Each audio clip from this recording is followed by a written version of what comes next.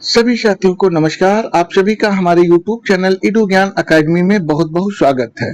साथियों, इकाई 9 शैक्षणिक प्रशासन के अंतर्गत जो भी टॉपिक दिए गए हैं उन सभी का हम क्वेश्चन से रिलेट करते हुए और बहुत ही अच्छा अध्ययन कर रहे हैं। और आज का टॉपिक है शिक्षण योजना एवं पाठ्यक्रम का मासिक एवं साप्ताहिक विभाजन। तो इसके अंतर्गत जो भी इंपॉर्टेंट क्वेश्चंस बन पा रहे हैं उन सभी को इस वीडियो में समाहित किया गया है। चलिए देखते हैं पहला प्रश्न क्या है। एक आदर्श मासिक साप्ताहिक शिक्षण योजना की सर्वोच्च विशेषता क्या मानी जाएगी? बहुत ही अच्छा क्वेश्चन है। ऑप्शन देख लेते हैं। अधिकतम पाठ्यक्रम को न्यूनतम समय में समाप्त करना, योजना में किसी भी प्रकार का परिवर्तन न करना, समयबद्धता, क्रमबद्धता, लचीलापन, मूल्यांकन और अधिगम परिणामों का समन्वय, केवल वार्षिक परीक्षा में अच्छे अंक प्राप्त करना। तो ये आदर्श मासिक साप्ताहिक शिक्षण योजना की सर्वोच्च विशेषता इन चार ऑप्शन में से कौन सी हो जाएगी?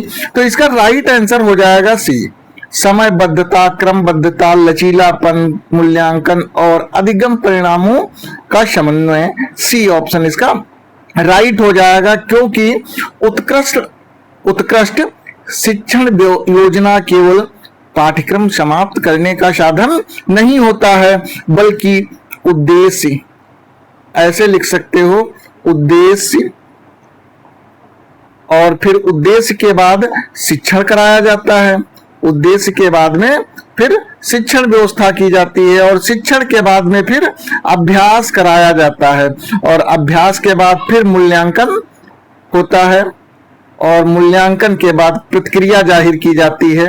तो ये सब इसके बहुत ही मजबूत संगठन है या कह सकते हो एक हिस्सा है। और प्रतिक्रिया के बाद में सुधार की सतत प्रक्रिया होती है। तो इस तरीके से सी ऑप्शन इसका राइट हो जाएगा। क्वेश्चन नंबर 2 पर आते हैं।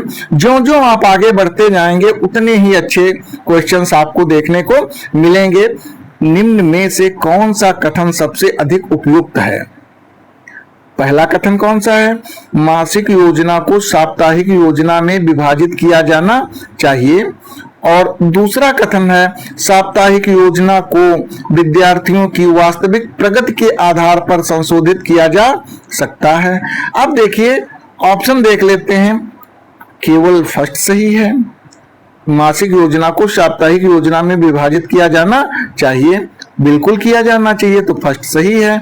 दूसरा ऑप्शन देख लेते हैं, केवल सेकंड सही है, तो दूसरा भी साप्ताहिक योजना को विद्यार्थियों की वास्तविक प्रगति के आधार पर संशोधित किया जा सकता है, यह भी पॉसिबल है, तो सेकंड भी सही है। अब देखते हैं सी, फर्स्ट और सेकंड दोनों सही हैं, दोनों गलत हैं, तो सी ऑप्शन इसका राइट हो जाएगा। सी ऑप्शन इसका राइट हो जाएगा। क्यों हो जाएगा?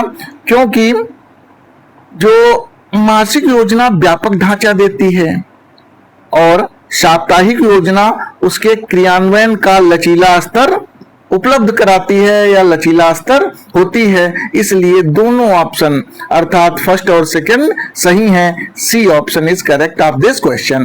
क्वेश्चन नंबर 3 पर आते हैं। यदि किसी माह में वास्तविक शिक्षण दिवस नियोजित दिनों से कम हो जाए तो सर्वाधिक वैज्ञानिक रणनीति क्या होगी? बहुत ही इंपॉर्टेंट क्वेश्चन है। यदि किसी माह में वास्तविक शिक्षण दिवस नियोजित दिनों से कम हो जाए तो सर्वाधिक वैज्ञानिक रणनीति क्या होगी? ऑप्शन देख लेते हैं। सभी छूटे हुए पाठ अगले सप्ताह में ठूंस देना, पाठ्यक्रम के कठिन भाग हटाना, प्राथमिकताओं के आधार पर योजना का पुनर्संयोजन करना, मूल्यांकन पूरी तरह बंद कर देना। तो इसका आंसर हो जाएगा प्राथमिकताओं के आधार पर योजना का पुनर्संयोजन करना, क्योंकि प्रभावी योजना लचीली होती है। परिस्थितियों के अनुसार आवश्यक अधिगम परिणामों को प्राथमिकता देकर समय का पुनर्वितरण किया जाता रहता है, इसलिए सी ऑप्शन इसका राइट हो जाएगा। सी इज करेक्ट। नेक्स्ट क्वेश्चन पर आते हैं। क्वेश्चन नंबर 4, निम्न में से कौन सा मासिक एवं साप्ताहिक योजना के बीच सही संबंध दर्शाता है? तो ए ऑप्शन है दोनों स्वतंत्र एवं असंबद्ध हैं। बी ऑप्शन है साप्ताहिक योजना मासिक योजना का सूक्ष्म क्रियान्वयन है। और सी ऑप्शन है मासिक योजना साप्ताहिक योजना का उसका मूल्यांकन है। और डी ऑप्शन है साप्ताहिक योजना केवल परीक्षा के लिए होती है। तो इसका राइट आंसर हो जाएगा बी, साप्ताहिक योजना मासिक योजना का सूक्ष्म क्रियान्वयन है। यह इसका राइट आंसर हो जाएगा, क्योंकि मासिक योजना व्यापक दिशा निर्धारित करती है, जबकि साप्ताहिक योजना उसी दिशा को क्रियात्मक रूप देती है। इसलिए बी करेक्ट हो जाता है। नेक्स्ट क्वेश्चन पर आते हैं। किसी अध्याय को मासिक योजना में रखने का सबसे महत्वपूर्ण आधार क्या होना चाहिए?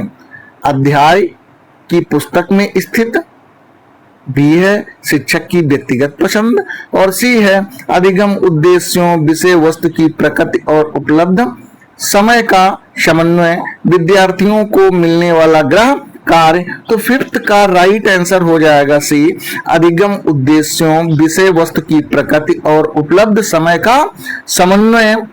यह इसका राइट हो जाएगा, क्योंकि वैज्ञानिक पाठ्यक्रम विभाजन में केवल अध्यायों की संख्या नहीं बल्कि कठिनाई, पूर्व ज्ञान, अधिगम उद्देश्यों और समय की आवश्यकता देखी जाती है। इसलिए C is correct option of this question.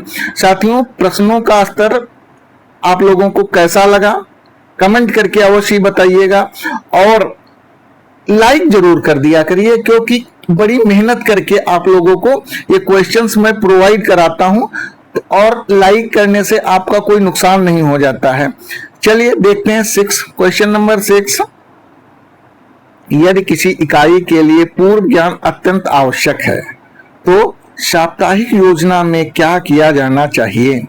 पूर्व ज्ञान को छोड़ देना, सीधे कठिन विषय शुरू करना, प्रारंभिक समय में पूर्व ज्ञान की पुनर्सक्रियता करना, केवल गृह कार्य देना। तो 6 का राइट आंसर हो जाएगा सी, प्रारंभिक समय में पूर्व ज्ञान की पुनर्सक्रियता करना। यह इसका राइट हो जाएगा, क्योंकि पूर्व ज्ञान सक्रिय होने पर नया ज्ञान अधिक प्रभावी ढंग से आत्मसात हो जाता है। इसलिए सी ऑप्शन क्या हो जाएगा? राइट हो जाएगा। क्वेश्चन नंबर 7 पर आते हैं। पाठ्यक्रम के मासिक विभाजन में बफर टाइम, याद रखिएगा ये वर्ड आएगा भी। पाठ्यक्रम के मासिक विभाजन में बफर टाइम रखने का सर्वोत्तम कारण क्या है? शिक्षक का कार्य कम करना, आकस्मिक अवकाश, पुनरावृत्ति और अपूर्ण कार्य के लिए लचीलापन रखना, विद्यार्थियों को अतिरिक्त छुट्टी देना, केवल परीक्षा की तिथि बदलना।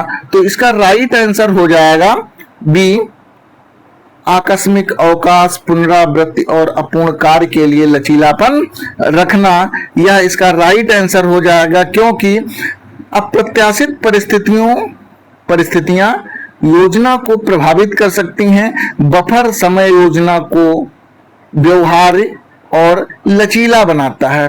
यह जो है बफर सिस्टम या बफर टाइम जो होता है, यह जो कार्य योजना होती है या योजनाएं हमारी जो दिनचर्या होती है वह व्यवहारिक और लचीला बनाती हैं, अर्थात कार्यों को सुगमता प्रदान करती हैं। इसलिए बी आंसर क्या हो जाएगा? राइट हो जाएगा। क्वेश्चन नंबर 8 पर आते हैं। निम्न में से कौन सा पाठ्यक्रम विभाजन का सबसे गंभीर दोष माना जाएगा? तो इसका राइट आंसर हो जाएगा, निम्न में से कौन सा पाठ्यक्रम विभाजन का सबसे गंभीर दोष माना जाएगा? तो ऑप्शन देखते हैं। कठिन इकाइयों को अधिक समय देना, मूल्यांकन के लिए समय रखना, प्रत्येक अध्याय को समान समय देना चाहे उनकी कठिनाई अलग अलग हो, पुनरावृत्ति के लिए समय निर्धारित करना। तो 8 का राइट आंसर हो जाएगा सी, प्रत्येक अध्याय को समान समय देना चाहे उनकी कठिनाई अलग अलग क्यों न हो या हो, क्योंकि सभी अध्याय समान समय की मांग नहीं करते। समय वितरण विषय वस्तु की प्रकृति और अधिगम की कठिनाई के अनुरूप होना चाहिए। इसलिए यह जो है सी ऑप्शन इसका क्या हो जाएगा, दोष हो जाएगा, अर्थात यही इसका राइट आंसर हो जाएगा। नेक्स्ट क्वेश्चन पर आते हैं। यदि किसी विषय की अवधारणाएं क्रमिक रूप से एक दूसरे पर निर्भर हैं, तो योजना बनाते समय किस सिद्धांत को प्राथमिकता मिलेगी? सरल से कठिन, यादृच्छिक क्रम, केवल परीक्षा क्रम, केवल पुस्तक का पृष्ठक्रम। तो 9 का राइट आंसर हो जाएगा सरल से कठिन। सरल से कठिन, क्योंकि पूर्व जो हमें अपेक्षित अवधारणाओं के आधार पर सरल से जटिल की ओर बढ़ना अधिगम को अधिक तार्किक एवं प्रभावी बनाता है। इसलिए ए ऑप्शन इसका राइट हो जाएगा। क्वेश्चन नंबर 10 पर आते हैं। साप्ताहिक योजना में अधिगम परिणाम का उल्लेख क्यों महत्वपूर्ण है? केवल निरीक्षण के लिए, यह निर्धारित करने के लिए कि सप्ताह के अंत तक विद्यार्थी क्या जानेंगे या क्या कर सकेंगे, ग्रहकार्य की संख्या तय करने के लिए, उपस्थिति बढ़ाने के लिए। तो 10 का राइट आंसर हो जाएगा बी, यह निर्धारित करने के लिए कि सप्ताह के अंत तक विद्यार्थी क्या जानेंगे या क्या कर सकेंगे, क्योंकि अधिगम परिणाम योजना को उद्देश्यपरक बनाते हैं और मूल्यांकन के लिए स्पष्ट आधार प्रदान करते हैं। इसलिए B answer is correct of this question. Question number 11 पर आते हैं। यदि मासिक योजना में 4 अध्याय और 5 मूल्यांकन गतिविधियां रखी गई हैं, तो सबसे पहले किसकी जांच आवश्यक है? इंपॉर्टेंट क्वेश्चन है, ऐसे ही प्रश्न पूछे जाएंगे। इंपॉर्टेंट विकल्प देख लेते हैं। अध्यायों के शीर्षक, उपलब्ध वास्तविक शिक्षण समय और कार्यभार की व्यवहार्यता, पुस्तक का मूल्य, विद्यार्थियों की संख्या मात्र। तो 11 का राइट आंसर हो जाएगा बी, उपलब्ध वास्तविक शिक्षण समय और कार्यभार की व्यवहार्यता, क्योंकि योजना तभी प्रभावी है जब निर्धारित कार्य उपलब्ध समय में गुणवत्ता पूर्वक किया जा सके। तो इसका बी आंसर करेक्ट माना जाएगा। नेक्स्ट क्वेश्चन पर आते हैं। पाठ्यक्रम पूरा करना और पाठ्यक्रम प्रभावी रूप से पढ़ाना में मुख्य अंतर क्या है? पाठ्यक्रम पूरा करना और पाठ्यक्रम प्रभावी रूप से पढ़ाना में मुख्य अंतर क्या है? दोनों पूर्णतः समान है। पहला मात्रा पर, दूसरा अधिगम की गुणवत्ता पर केंद्रित है। पहला केवल परीक्षा से संबंधित है, दूसरा केवल गृह कार्य से संबंधित है। तो इसका राइट आंसर हो जाएगा बी, पहला मात्रा पर, अर्थात पाठ्यक्रम जल्दी से कंप्लीट कर दिया जाए, और दूसरा जो है अधिगम की गुणवत्ता पर अधिक केंद्रित है। यह इसका राइट आंसर है, क्योंकि केवल अध्याय समाप्त कर देना पर्याप्त नहीं होता है। विद्यार्थी ने अवधारणा समझी या नहीं, यह शिक्षण की गुणवत्ता निर्धारित करता है। इसलिए बी आंसर करेक्ट हो जाता है। क्वेश्चन नंबर 13 पर आते हैं। मासिक योजना में पुनरावृत्ति का स्थान कहाँ होना चाहिए? इंपॉर्टेंट क्वेश्चन है। केवल पूरे सत्र के अंत में, आवश्यकता एवं इकाई की प्रकृति के अनुसार, नियमित रूप से, केवल परीक्षा के एक दिन पहले, कभी नहीं। तो इसका राइट आंसर हो जाएगा बी, आवश्यकता एवं इकाई की प्रकृति के अनुसार नियमित रूप से पुनरावृत्ति का स्थान होना चाहिए, क्योंकि अंतराल आधारित पुनरावृत्ति सीखने को सुदृढ़ करती है और भूलने की संभावना कम करती है। इसलिए B is correct answer. Question number 14 पर आते हैं। साप्ताहिक योजना में मूल्यांकन को शिक्षण के बाद ही रखना क्यों आवश्यक नहीं है? मूल्यांकन अनावश्यक है। मूल्यांकन शिक्षण के दौरान भी निदानात्मक भूमिका निभा सकता है। मूल्यांकन केवल प्रधानाचार्य करता है। मूल्यांकन केवल वार्षिक होना चाहिए। तो 14 का राइट आंसर हो जाएगा बी। मूल्यांकन शिक्षण के दौरान भी निदानात्मक भूमिका निभा सकता है, क्योंकि प्रारंभिक और निरंतर मूल्यांकन से शिक्षक विद्यार्थियों की कठिनाइयों को पहचानकर शिक्षण में तत्काल सुधार कर सकता है। इसलिए बी करेक्ट आंसर हो जाता है। क्वेश्चन नंबर 15 पर आते हैं। यदि एक सप्ताह में विद्यार्थियों की अपेक्षित उपलब्धि नहीं हुई तो शिक्षक को क्या करना चाहिए? बिना समीक्षा अगले विषय पर जाना, योजना की समीक्षा कर उपचारात्मक शिक्षण जोड़ना, विद्यार्थियों को दोष देना, पूरा पाठ्यक्रम बदल देना। तो इसका राइट आंसर हो जाएगा योजना की समीक्षा कर उपचारात्मक शिक्षण जोड़ना, क्योंकि प्रभावी योजना स्थिर नहीं होती। अधिगम अंतर मिलने पर रिमेडियल टीचिंग क्या होता है? रिमेडियल टीचिंग, इसका मतलब रिमेडी माने होता है इलाज करना, अर्थात सुधारात्मक पाठ्यक्रम या पढ़ाई शुरू कराना द्वारा योजना में आवश्यक संशोधन भी किया जाता है। इसलिए बी आंसर क्या हो जाएगा? राइट हो जाएगा। क्वेश्चन नंबर 16 पर आते हैं।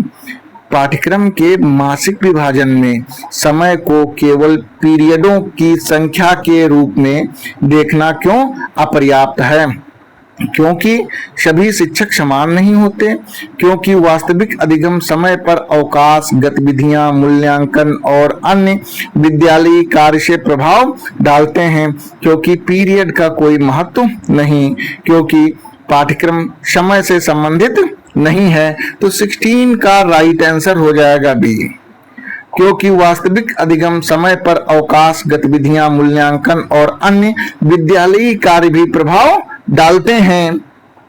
यह उपलब्ध कैलेंडर समय और वास्तविकता इंस्ट्रक्शनल टाइम अलग हो सकते हैं। इसलिए बी आंसर इसका क्या हो जाएगा? राइट हो जाएगा। नेक्स्ट क्वेश्चन पर आते हैं। निम्न में से कौन सा ऊर्ध्वाधर समन्वय का उदाहरण है? ऊर्ध्वाधर समन्वय याद रखिएगा सभी लोग, का उदाहरण है एक ही कक्षा के सभी विषयों में समय सामंजस्य, पिछली कक्षा के ज्ञान को अगली कक्षा की विषय वस्तु से जोड़ना, केवल एक अध्याय की पुनरावृत्ति, शिक्षक की व्यक्तिगत डायरी बनाना। तो इसका राइट आंसर हो जाएगा पिछली कक्षा के ज्ञान को अगली कक्षा की विषय वस्तु से जोड़ना। यह ऊर्ध्वाधर समन्वय हो जाएगा, क्योंकि ऊर्ध्वाधर समन्वय में विभिन्न कक्षाओं स्तरों के बीच विषय वस्तु और अधिगम की निरंतरता सुनिश्चित की जाती है। इसलिए बी आंसर राइट हो जाएगा। नेक्स्ट क्वेश्चन पर आते हैं। क्षैतिज समन्वय, ऊर्ध्वाधर समझ गए कि पिछले क्लास के ज्ञान को अगली कक्षा में क्या पुनरावृत्ति करा करके वो शुरुआत करना, ये ऊर्ध्वाधर समन्वय हो जाता। अब देखो क्षैतिज समन्वय क्या होता है। क्षैतिज समन्वय का सर्वाधिक उपयुक्त उदाहरण कौन सा है? तो कक्षा 8 से कक्षा 9 में ज्ञान का संक्रमण, एक ही कक्षा के विभिन्न विषयों के परस्पर संबंधित विषय वस्तु का समन्वय, पिछले वर्ष की परीक्षा देखना, केवल गणित का वार्षिक विभाजन। तो इसका राइट आंसर भी बी हो जाता। एक ही कक्षा के विभिन्न विषयों में परस्पर संबंधित विषय वस्तु का समन्वय करना, क्योंकि समान स्तर पर विभिन्न विषयों या शिक्षकों के बीच समन्वय क्षैतिज समन्वय कहलाता है। इसलिए बी आंसर इसका करेक्ट हो जाएगा। क्वेश्चन नंबर 19 पर आते हैं। यदि किसी महीने में विद्यालयी गतिविधियों के कारण नियमित शिक्षण दिवस कम हो तो सबसे उपयुक्त योजना क्या होगी?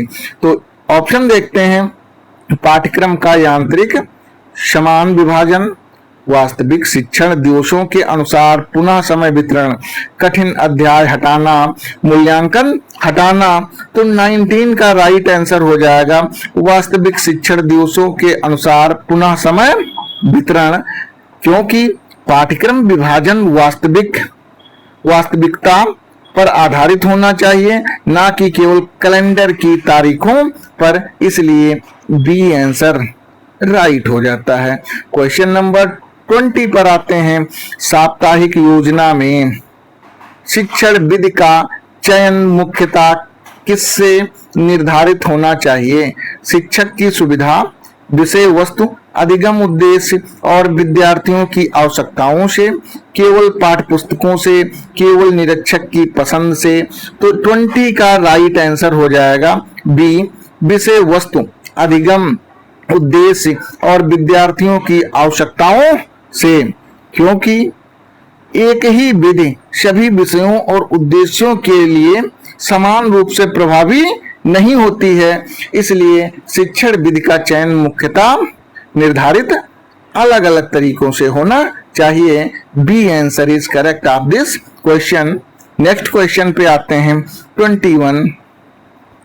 किसी अवधारणा के लिए सप्ताह 1 में परिचय, सप्ताह 2 में अनुप्रयोग और सप्ताह 3 में मूल्यांकन रखा गया है। यह किस दृष्टिकोण को दर्शाता है? तो 21 का राइट आंसर ऑप्शन में देख लेते हैं।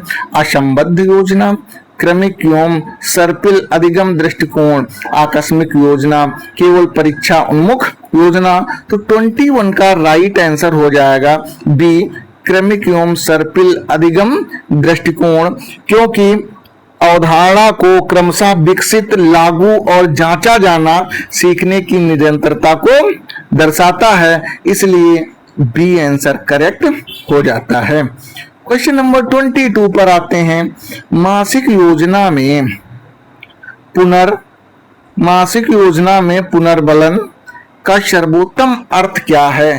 केवल पुरस्कार देना, पूर्व में सीखे ज्ञान और कौशल को अभ्यास द्वारा सुदृढ़ कराना, केवल अनुशासन लागू करना, अतिरिक्त गृह कार्य देना। तो 22 का राइट आंसर हो जाएगा पूर्व में सीखे ज्ञान और कौशल को अभ्यास द्वारा सुदृढ़ कराना।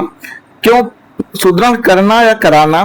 क्योंकि पुनर्बलन का उद्देश्य अधिगम को स्थायी और उपयोगी बनाना होता है, इसलिए बी ऑप्शन करेक्ट हो जाता है। क्वेश्चन नंबर 23 पर आते हैं।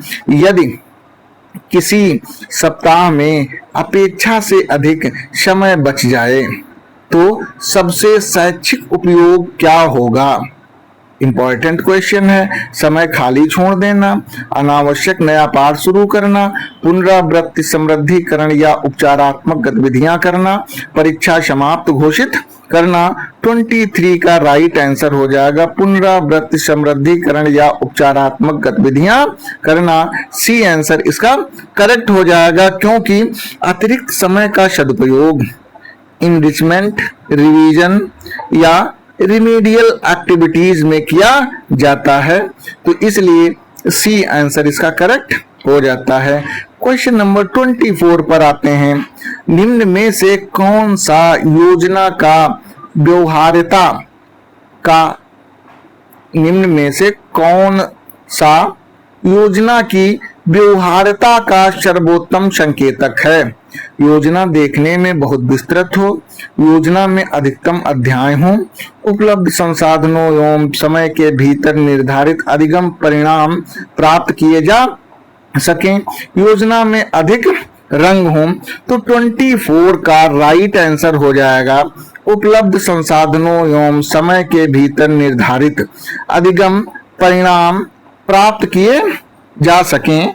यह इसका राइट आंसर हो जाएगा, क्योंकि व्यवहार योजना वास्तविक परिस्थितियों में लागू की जा सकती है और अपेक्षित परिणाम दे सकती है, इसलिए सी आंसर करेक्ट हो जाएगा। क्वेश्चन नंबर 25 पर आते हैं। यदि शिक्षक ने साप्ताहिक योजना में केवल अध्याय 5 पढ़ाना लिखा है तो प्रमुख कमी क्या है? बहुत ही इंपॉर्टेंट क्वेश्चन ये,